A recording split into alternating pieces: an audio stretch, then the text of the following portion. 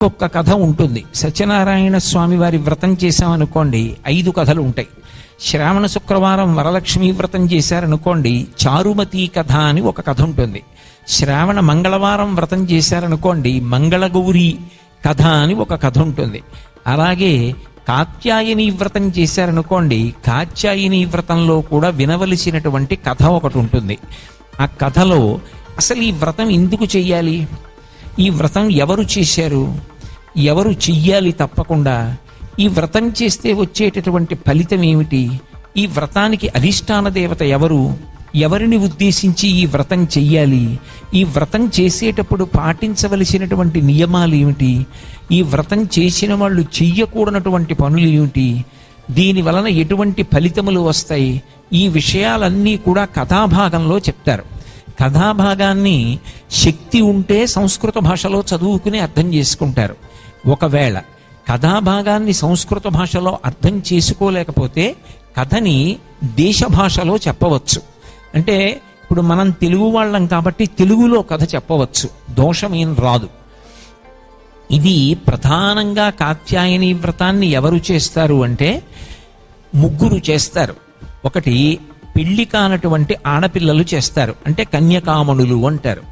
రెండవది ఎవరు చేస్తారు అంటే భర్తకి ఏదైనా చాలా తీవ్రమైన అనారోగ్యం వచ్చి ఆయనకి ఏదైనా జరుగుతుందేమో అని బెంగ పెట్టుకున్నటువంటి ఆడవాళ్లు కాత్యాయని వ్రతం చేస్తారు సౌభాగ్యం కోసం.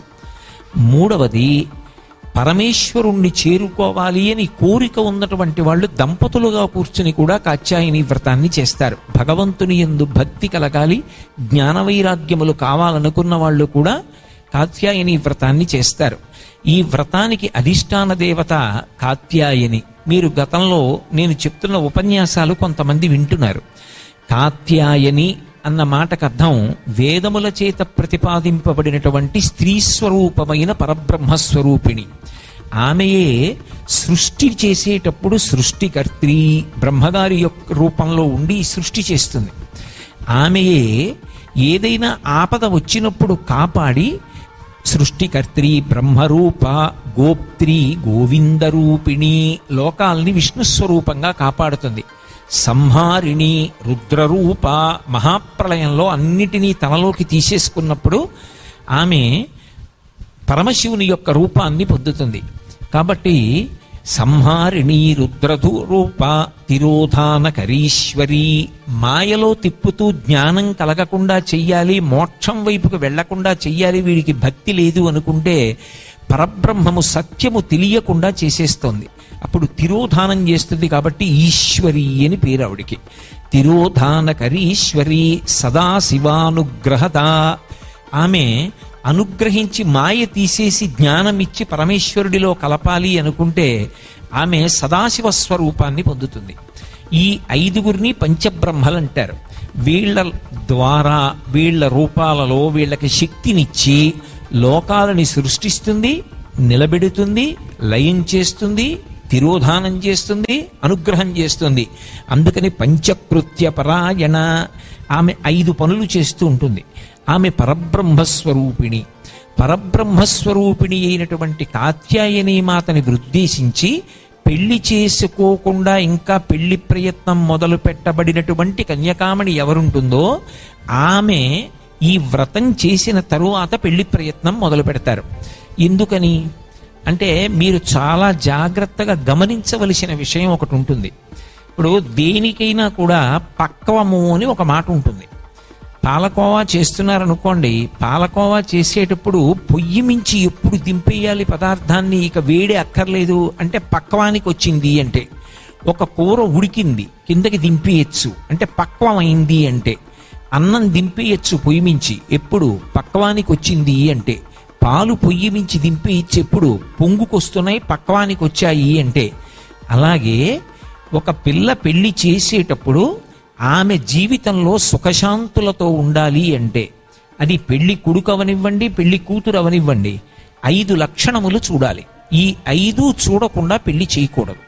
ఈ 5 చూడడానికి అధికారం ఉన్నవాళ్ళెవరు అంటే మొట్టమొదటి అధికారం ఎవరిది అంటే గురువు గారిది. ఒకవేళ నీకు గురువు గారు ఉంటే ఆయన నిర్ణయం చెయ్యాలి, ఈమెని ఇతనికిచ్చి వివాహం చెయ్యండి అని.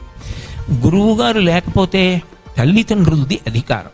తనంత తాను ఎప్పుడూ అధికారిని కాదు. తనంత తాను భర్తని ఎప్పుడూ నిర్ణయించుకోకూడదు. మగపిల్లవాడు తనకి కాబోయే భార్యని తాను ఎప్పుడూ నిర్ణయం చేసుకోకూడదు. అధికారం లేదు దానికి. పెళ్లి చెయ్యాలి అంటే 5 చూడమని చెప్పింది శాస్త్రం. శీలము, వయస్సు, వృత్తము, అభిజనము, లక్షణము అంటారు. ఈ 5 చూసి పెళ్లి చెయ్యాలి. అందులో మొట్టమొదటిది శీలము. శీలము అన్న మాటకు అర్థం ఏమిటంటే స్వభావము. ఇప్పుడు ఇక్కడ మీరు వచ్చి వ్రతం చేసుకున్నారు అంటే దాని అర్థం ఏమిటి? మీకు ఎవరైనా పెద్దవాళ్ళు భగవంతుణ్ణి ఉద్దేశించి ఒక వ్రతం చేస్తే మీకు ఒక మంచి ఫలితం వస్తుంది అంటే నమ్మేటటువంటి లక్షణం మీకుంది. ఇప్పుడు మీకు ఎవరైనా ఓ మంచి మాట చెప్తే, అమ్మా ఈ పూజ చేసుకోనానా నువ్వు బాగుంటావు అంటే పూజ చేసుకోవడానికి మీరు సిద్ధం. అమ్మ ఈ గుడికి వెళ్ళమ్మా అంటే గుడికి వెడతారు. ఉగాది నాడు పచ్చడి ఇలా చేసుకోమ్మా అంటే ఆ పచ్చడి అలా చేసుకుంటారు. పెద్దవాళ్ళు చెప్పారు, అది సత్యం. మీకు ఆ నమ్మకం ఉంది.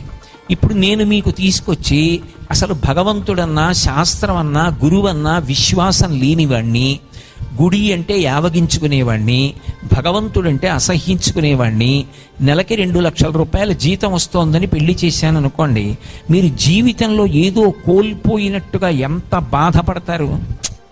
ఆయన భర్త దైవంతో సమానం. ఏమిటిది? ఓ గుడికి రాడు, ఓ గోపురానికి రాడు, ఓ తిరుపతి వెళ్దామంటే రాడు, ఓ భగవంతుడి మూర్తికి నమస్కారం పెట్టడు, ఓ గురువుగారంటే గౌరవం ఉండదు, ఒక్క భగవత్ సంబంధమైన పుస్తకం చదువుకోడు, ఎప్పుడు చూసినా లౌకిక వ్యవహారమే, ఓ తల్లిదండ్రులంటే గౌరవం లేదు, అత్తమామలంటే గౌరవం లేదు, నెలకి 2 లక్షలు తెస్తే మాత్రం ఎవడకు కావాలి? ఏమిటో నా కర్మ అనుకుంటారు. అందుకే ఎవరు నిర్ణయం చెయ్యాలి అంటే పెద్దలు నిర్ణయం చెయ్యాలి. మొదట ఏం చూడాలంటే స్వభావం చూడాలి. స్వభావము అంటే ఇన్బిల్ట్, లోపల ఉంటుంది. ఈ పిల్ల స్వభావం ఏమిటి? ఈ పిల్లకి భగవంతుడంటే ఇష్టం, ఓ పూజ అంటే ఇష్టం, 10 మందికి ఉపకారం చేయడం అంటే ఇష్టం, 4 ఇంటికి వస్తే అన్నం పెట్టడం అంటే ఇష్టం. ఇప్పుడు ఇలాంటి స్వభావం ఉన్న పిల్లవాడినే చూడాలి. ఒక్కొక్కసారి స్వభావంలో పొరపాటు ఉందనుకోండి, చెయ్యకూడనివి చేస్తూ అవన్నీ నిజం అనుకుంటోందనుకోండి ఆ పిల్ల, అప్పుడు దిద్దాలి. అలా ఉండకూడదమ్మా అని దిద్ది యోగ్యమైనటువంటి వరుడికి ఇవ్వాలి. మొదట చూడవలసినటువంటిది శీలము. అంటే శీలము అంటే స్వభావం చూడాలి. వయస్సు చూడాలి. ఎప్పుడూ పెళ్లి కొడుకు కన్నా పెండ్లి కుమార్తె చిన్నదయ్యి ఉండాలి వయస్సులో. పెళ్లి కొడుకు కన్నా కూడా పెండ్లి కుమార్తె పెద్దదైందనుకోండి, వాడు నిరంతరం పాపం చేసిన వాడు అవుతాడు భర్త. ఎందుకంటే తనకన్నా పెద్దదైనటువంటి పిల్ల తనకన్నా చిన్నవాడికి వచ్చి కాళ్ళకి నమస్కారం చేస్తుంది భర్త కాబట్టి. పోనీ నాకన్నా పెద్దదానివని ఆయన వెళ్ళి ఆవిడ కాళ్ళకి నమస్కారం చేస్తే ఏమైనా బాగుంటుందా? 2, తనకన్నా పెద్దదాన్ని శాసనం చేయకూడదు. ఉసే నువ్వు నాకు కూరండు, నువ్వు మంచినీళ్లు పట్టరా, లేకపోతే నువ్వు నా పంచె మడత పెట్టు, నువ్వు నా వెనకరా, నేను ముందు నడుస్తాననకూడదు. పెద్దవాళ్ళు ముందు నడవాలి, చిన్నవాళ్ళు వెనక నడవాలి. శాస్త్రంలో భార్యాభర్తల్లో పెద్దవాడు భర్త కాబట్టి భర్త ముందు నడిచి వెనక నడిచిందనుకోండి భార్య, మంగళప్రదమైన నడక అంటారు. అంటే శుభకార్యం మీద వెడుతున్నారని గుర్తు. ఇంట్లో తలుపు తాళం వేయగానే భార్య ముందు నడిచి భర్త వెనక నడుస్తున్నాడు అనుకోండి, ఏదో అశుభకార్యం మీద వెడుతున్నారని గుర్తు. అడగక్కర్లేదు, భార్య ముందు వెడుతూ భర్త వెనక వెడుతున్నాడు అనుకోండి, ఎవరో చనిపోయారన్నమాట ఎక్కడో, వాళ్ళకి ఏ ధర్మోదకాలో ఇవ్వడానికి వెడుతుంటే దారుణమైన నడక అంటారు. భర్త వెనక నడుస్తాడు, భార్య ముందు నడుస్తుంది. ఇప్పుడు తనకన్నా పెద్ద పిల్లని పెళ్లి చేసుకుంటే పెద్ద పిల్లని వెనక పెట్టి చిన్నవాడు భర్తనని ముందు నడిస్తే అదో పెద్ద దోషం వస్తుంది. పెద్దదని ముందు పెడితే నిరంతరం అమంగళ కార్యాల మీద వెళ్ళినవాడు అవుతాడు.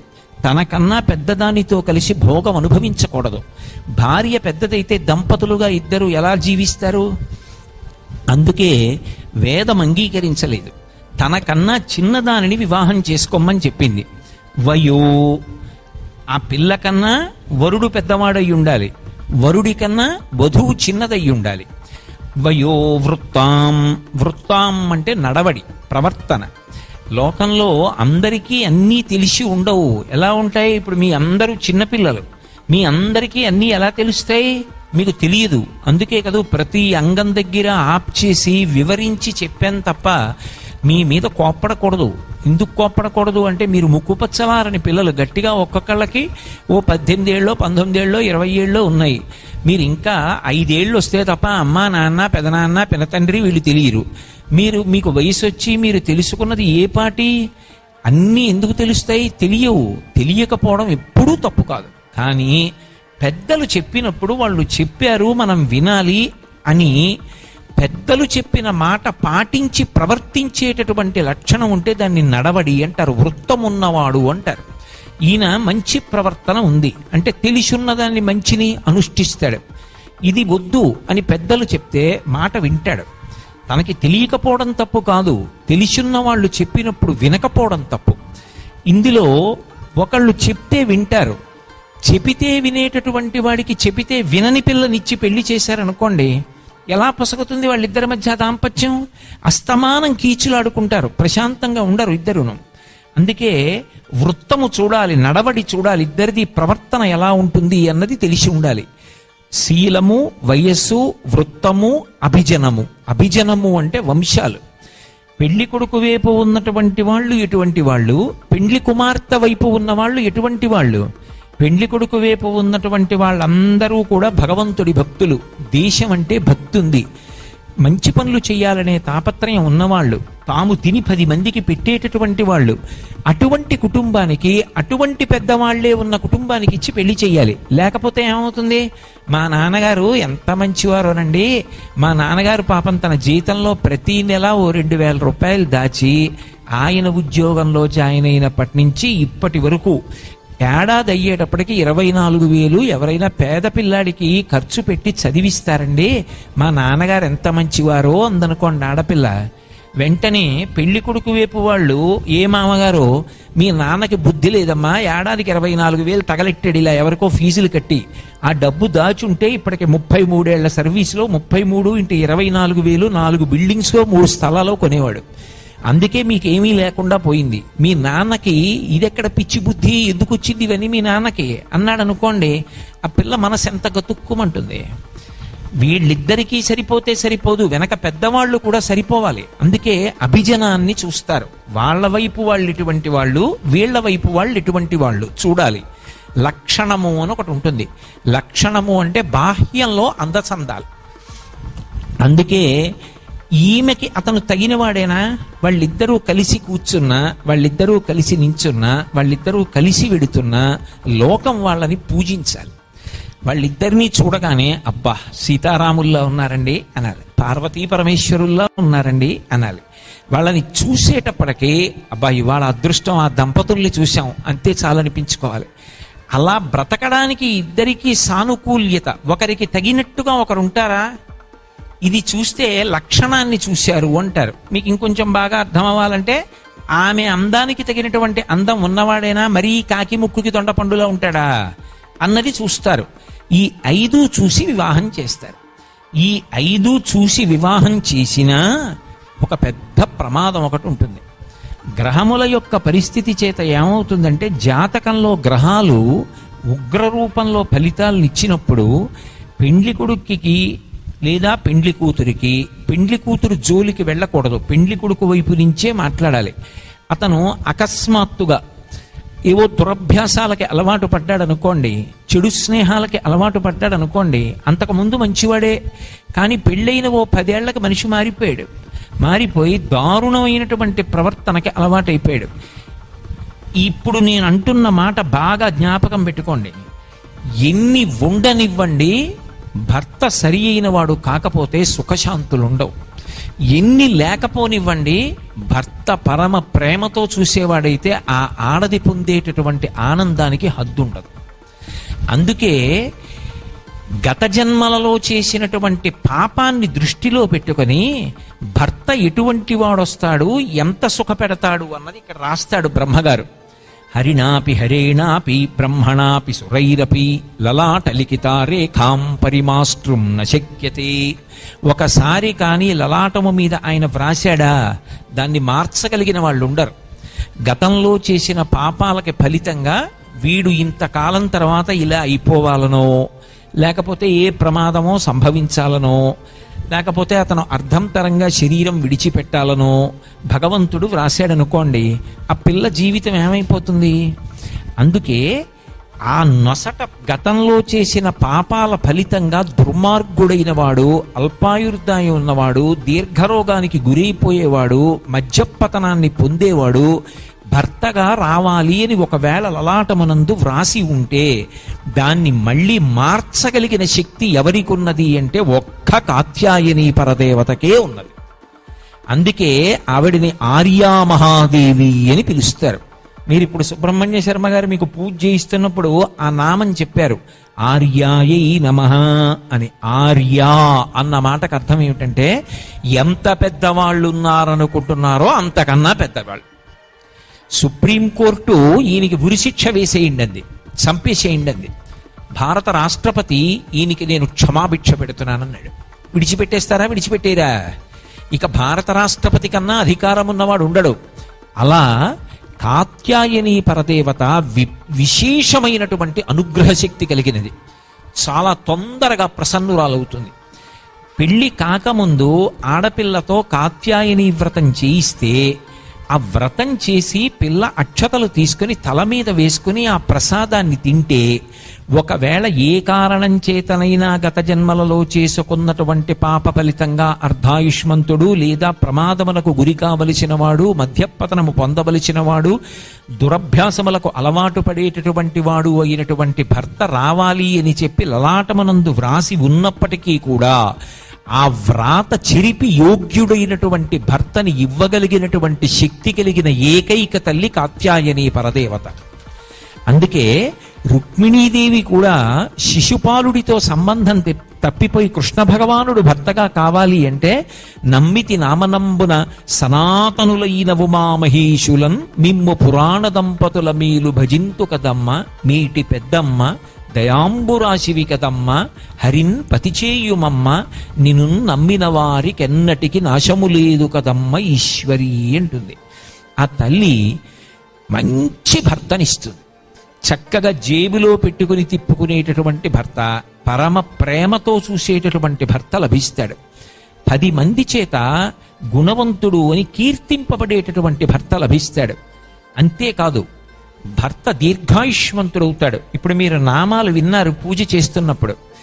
ఏ ఆడపిల్ల పెళ్లికి ముందు కాత్యాయని వ్రతం చేస్తుందో ఆమె సౌభాగ్యవంతురాలై పుత్రపౌత్రుల్ని చూస్తుంది. అంటే భర్తతో కలిసి భర్త చక్కగా ఆరోగ్యంతో సంతోషంగా 10 మందిలో మంచి పేరు తెచ్చుకుని ఉండగా కొడుకుల్ని, మనవల్ని, మనవరాళ్ళని ఇంతమందిని ఎత్తుతుంది. మొట్టమొదట ఎవరికైనా పిల్ల పుడితే ఆవిడ కట్టి విప్పిన చీర పట్టరండి మహాతల్లి, ఆవిడ కట్టి విప్పిన చీర వేసి దాని మీద పడుకోపెడదాం అంటారు.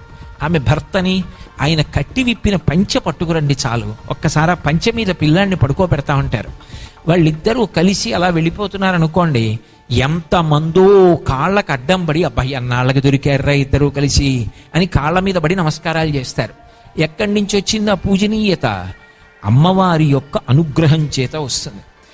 మీకు కూడా అమ్మవారు అటువంటి గౌరవాన్ని ఇస్తుంది, అటువంటి స్థితికి పెంచుతుంది. ఆ తల్లి దగ్గర ఆ శక్తి ఉంది. అందుకే రుక్మిణీదేవి ఒక మాట అంటుంది, నేను అగ్నిద్యోతనుడనేటటువంటి బ్రాహ్మణుణ్ణి పంపించాను, కానీ ఆర్యామహాదేవియున్నను రక్షింపనిరుంగునో ఎరగదో నా భాగ్యం ఎట్లున్నదో అంటుంది. ఆర్యామహాదేవిని ప్రస్తుతి చేస్తుంది. ఆర్యామహాదేవి అంటే పురుష రూపంలో ఉన్నటువంటి విష్ణువు, శ్రీ మహావిష్ణువే స్త్రీ స్వరూపంలో ఆర్యామహాదేవిగా ఉంటారు. కాబట్టి ఆ తల్లి మంచి భర్తనిస్తుంది. 2 కుజదోషం అని ఒక దోషం ఉంటుంది. అది పరమ ప్రమాదకరమైనటువంటి దోషం. కుజదోషం ఉన్నవాళ్ళు ఒక 5 నిమిషాలు కూడా భర్తతో కలిసి ఉండరు. అందుకే కుజదోషం ఆడపిల్ల జాతకంలో ఉంటే మగపిల్లాడి జాతకంలో కూడా కుజదోషం ఉన్న వాళ్ళని చూసి పెళ్లి చేస్తారు. కుజదోషం చాలా తీవ్రంగా ఉంటే ఒక్కొక్కచో ఏమవుతుందంటే పెళ్లి అయినటువంటి కొద్ది గంటలకే పెండ్లి కుమారుడికి అంగవైకల్యం వచ్చేస్తుంది. ఇంకా ఆయన అసలు కలిసి ఉండడానికి అవకాశం ఉండదు. మీరు చిన్నపిల్లలు శుభప్రదమైన సభలో అంతకన్నా చెప్పడం ఎందుకు, నేను నా జీవితంలో 1-2 విషయాలు చూశాను అటువంటివి. కాబట్టి దానికి విరుగుడు ఎక్కడుంటుంది అంటే తెలియక ఇప్పుడు మీ తండ్రులు ఉంటారు, వాళ్ళందరికీ మీరంటే ఎంత ప్రేమండి, అందుకు కదూ పాపం మీ అమ్మగారు నాన్నగారు మిమ్మల్ని తెల్లవారకట్ట లేపి స్నానం చేయించి చీర కట్టుకోమ్మా అని మీ అందరికీ పువ్వులు పెట్టి తీసుకొచ్చి వాళ్ళు ఎండలో బయట షామియానాలో కూర్చుని, తల్లిదండ్రుల ప్రేమ లాంటి ప్రేమ లోకంలో ఉండదు. ఎందుకు వాళ్ళందరికీ ఆ తాపత్రయం అంటే అది సహజం. మా పిల్ల సుఖంగా ఉండాలి, మా పిల్ల సంతోషపడాలి, ఎండ దెబ్బ కొట్టి మేము గంట సేపు పైనున్నా పర్వాలేదు, మా పిల్ల క్షేమంగా ఉండి మా పిల్లకి మంచి భర్త వస్తే అంతే చాలు. ఇంత కష్టపడి జాతకం చూస్తారు. ఒకవేళ వరుడి వైపు వాళ్ళు జాతకం మార్చేశారనుకోండి, కుజదోషం ఉంటే లేదని జాతకం వేశారనుకోండి, ప్రమాదం వస్తుందా రాదా? ఎలా తెలుస్తుంది ఆడపిల్ల వైపు వాళ్ళకి? అందుకే కాత్యాయని వ్రతం చేస్తారు. కాత్యాయని వ్రతం చేసి పెళ్లి చేసుకుంటే అలా తెలియక కానీ తెలిసి కానీ, ఒకవేళ జనన సమయం తెలియదు కొంతమందికి, ఏ పల్లెటూళ్ళలోనో పుడతారు, పుట్టినప్పుడు వాళ్ళకి ఖచ్చితంగా లెక్క తెలియదు. తెలియక పొద్దు పొడిచినప్పుడండి, లేకపోతే మా ఊళ్ళో గంగానమ్మ జాతర అవుతున్నప్పుడు ఆ రోజు బూర్లు నైవేద్యం పెట్టిన రోజు మధ్యాహ్నం అండి అంటారు. నక్షత్రాలు టకటక టకటక మారిపోతాయి. ఒక నక్షత్రంలో కట్టవలసిన జాతకం ఇంకో నక్షత్రంలోకి కడితే లేనిపోని ఇబ్బందులన్నీ కనపడతాయి. అందుకని కాత్యాయని వ్రతం చేసి పెళ్లి చేశారనుకోండి, ఆ పిల్లకి ఎటువైపు నుంచైనా దోషం ఉంటే సమస్త దోషములు పోతాయి. అందుకే కదా మీకు సంకల్పం చెప్పించారు శర్మగారు, సమస్త దోషములు తొలగిపోయి గుణవంతుడు యోగ్యుడైన వాడు అందగాడు. అందగాడు అన్న మాటకు ఒకటి బాగా జ్ఞాపకం పెట్టుకోండి. అందం అంటే ఊళ్ళో వాళ్ళకి నచ్చడం కాదు, నాకు నచ్చడం, నా భార్య నాకు నచ్చాలి. మీ అందరికీ ఎందుకు? నేను మా ఆవిడికి నచ్చాలి. మీ అందరికీ ఎందుకు నచ్చడం? మా ఆవిడికి నేను చిలకలా కనపడితే చాలు, నాకు మా ఆవిడ చిలకలా కనపడితే చాలు, మేమిద్దరం సంతోషంగా ఉంటాం కదూ. అందము అన్న మాటకు అర్థం అది. ఆమెకి ఆయన, ఆయనకి ఆమె ఎప్పుడూ సంతోషంగానే కనపడాలి.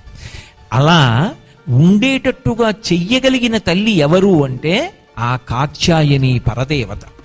ఆవిడ అక్కడతో ఊరుకోదు, దీర్ఘ సౌమాంగల్యాన్నిచ్చి చక్కటి సంతానాన్ని కూడా ఇస్తుంది. మీరు ఆ సంకల్పంలోనూ నామాల్లోనూ వినుంటారు. అందుకే శర్మగారు చెప్పిన నామాలలో ఒక నామం ఉంది, సౌభాగ్యప్రదాయిన్యై నమః అని. ఆమె అఖండ సౌభాగ్యము కలిగినటువంటిది. ఏమి శర్మగారు మీరు ఆ నామాల్లో చెప్పారు కదా, ఆమెది అఖండ సౌభాగ్యం. అందుకే కాలకలన అంటారు శంకరాచార్యుల వారు. లోకంలో అందరూ ఆయుర్దాయం కాలము చేత గణింపబడుతుంది. ఏదో ఇన్నేళ్లు ఉంటాడని, అన్నేళ్ల తర్వాత ఇంకా ఆయన ఉండే అవకాశం ఉండదు, ఎట్టి పరిస్థితుల్లోనూ వెళ్ళిపోతాడు. ఓ 95 ఏళ్ళో 100 ఏళ్ళో వచ్చాయనుకోండి, ఇంకా ఉంటాడండి, అంతకన్నా వెళ్ళిపోతాడు. కానీ కాలమునందు పడిపోనివాడు ఎవరు అంటే ఒక్క పరమశివుడే. ఆయన పడడం, ఆయన కాలాతీతుడు, మృత్యుంజయుడు.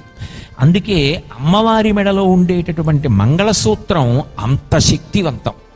ఆవిడ శరీరానికి తగిలినటువంటి కుంకుమ అంత శక్తివంతం. నేను మిమ్మల్ని ధ్యానం చేసి ఒక్కసారి అమ్మవారి పాదముల మీద వంగండి అని ఎందుకన్నానో తెలుసా?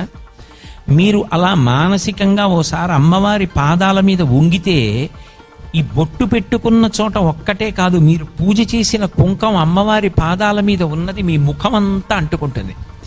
అది ఇలా తుడుచుకుంటే ఎర్రగా ముఖమంతా అవుతుంది. ఒకసారి మానసికంగా కాత్యాయని వ్రతంలో అమ్మవారి కుంకం కానీ లలాటానికి తగిలిన, అమ్మవారి పాదములు శిరస్సు మీద తగిలిన అమృతధార పడుతుంది. అప్పుడే అయోగ్యుడైన వాడు తొలగిపోయి యోగ్యుడైన వాడు వస్తాడు. అందుకే దాన్ని ప్రత్యేకంగా మానసికంగా చేసేటటువంటి ఉపచారాన్ని అనుసంధానం చేయడం జరిగింది. కాబట్టి ఆ తల్లి ఇవ్వలేనిది ఏమిటి? ఆవిడ మహాపతివ్రత. ఆమె ఎంతటి మహాపతివ్రతయో మీకు కూడా రేపొద్దున్న పెళ్ళయ్యాక భర్తని అనుగమించాలని, భర్తకి శాంతి స్థానం ఆడది. మగవాడు ఎన్ని కష్టాలు పడనివ్వండి, బయట ఎవరైనా అనకూడని మాట అననివ్వండి, ఇంటికి వచ్చేటప్పటికి పరమ ప్రేమతో చూసేటటువంటి భార్య ఉంటే అన్ని కష్టాలు మర్చిపోతాడు. మీకు నేను ఒక విషయం చెప్తాను, మీరు వృద్ధిలోకి రావలసిన పిల్లలు బాగా జ్ఞాపకం పెట్టుకోండి. అసలు పురుషుడి యొక్క ఆయుర్దాయం ఎవరి చేతిలో ఉంటుందో తెలుసా? భార్య చేతిలో ఉంటుంది. భార్యని బట్టి పురుషుడు బతుకుతాడు. అందుకే ఆమె మెడలో మంగళసూత్రం ఉంటుంది. గండకాలం వచ్చిన భార్య అమ్మవారిని ఉపాసన చేస్తుంటే అమ్మవారు గండం తొలగించి భర్తని కాపాడుతుంది. 2, భార్య పరమ ప్రేమైకమూర్తి అనుకోండి, అంతటి ప్రేమ. ఇప్పుడు మీలాంటి భర్త లభించడం నా అదృష్టం అని చెప్పి ఆయనతో కలిసి ఎంతో ప్రేమతో ప్రవర్తించేటటువంటి భార్య ఉన్నటువంటి భర్త మనసులో ఎప్పుడు సంతోషంతో శాంతితో ఉంటాడు. అందుకే పూర్ణాయుర్దాయాన్ని పొందుతాడు. అందుకే మీరు ఎప్పుడైనా విన్నారో లేదో, పెద్దలైపోయినటువంటి వారు, వైరాగ్యం వచ్చేసిన వాళ్ళు అనారోగ్యం వచ్చాక ఇక శరీరంతో ఉండాలనుకోరు, 70 ఏళ్ళు వచ్చేస్తే. కానీ నేను ఒక చోట ఒక మహానుభావుడు అన్న మాట విన్నాను. నేను ఇంకా ఒక్క 10 ఏళ్ళు ఉంటానే. ఎందుకుంటానో తెలుసా? నీ కోసం ఉంటాను, నువ్వు చేసే సేవ కోసం ఉంటానన్నాడు ఆయన. ఎందుకని అంటే భార్య అంత ప్రేమైకమూర్తి.